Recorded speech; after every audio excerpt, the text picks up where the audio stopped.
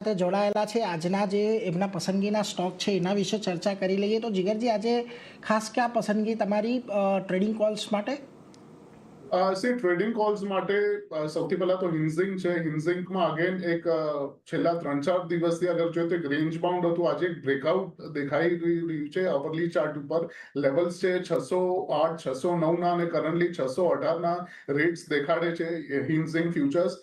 તો આની અંદર બાય ઓન ડિપ્સ આપણે કરી શકીએ છીએ 618 થી લઈને 615, 614 સુધીના ઝોનમાં.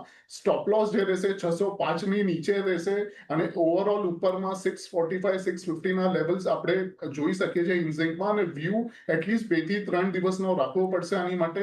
સેકન્ડ જે છે કોલગેટ પામોલિવ છે. કોલગેટ પામોલિવમાં ઘણા ટાઈમથી એક લોઅર લો સ્ટ્રક્ચર બન્યું હતું અને રિસેન્ટલી છેલ્લા 2-3 દિવસ એક સારું ટ્રેક્શન પણ છે.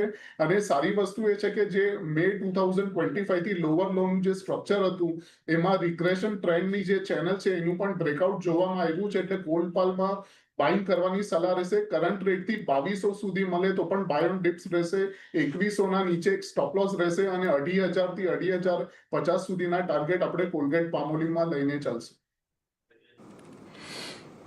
એટલે જો અહીંયાથી ખાસ કરીને તમારે બે સ્ટોક પર ધ્યાન રાખવાનું. હિન્દઝિંક અહીંયા તમે 618 થી 614 આ એક રેન્જ છે જેની અંદર ખરીદદારી કરીને ચાલો. નીચેમાં 605 રૂપિયાનો સ્ટોપ લોસ, 645નો પહેલો, 650નો બીજો ટાર્ગેટ. અને કોલગેટ પામોલિવની અંદર પણ તમને 2200 સુધીના ઘટાડે ખરીદદારી કરી શકો છો. 2100નો સ્ટોપ લોસ રાખો. 2500 થી લઈને 2550 સુધીના એક લક્ષ્યાંક આવતા જોવા મળી શકે છે. એટલે આ બંને પર નજર રાખજો. એક પોઝિટિવ વ્યૂ અહીંયા આજના દિવસે બનતો દેખાઈ રહ્યો છે.